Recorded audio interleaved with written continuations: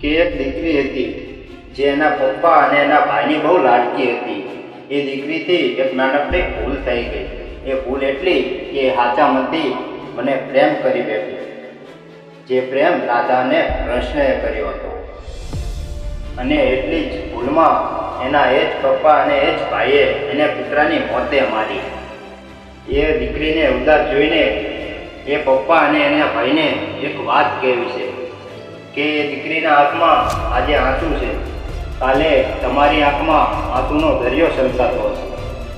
અને એના લગ્ન તો તમે જબરદસ્તી બીજા સાથે કરાવી દેજો, પણ એક વાત યાદ રાખજો, કાલે આ જ કહાની તમારા છોકરા સાથે પણ બનશે હો.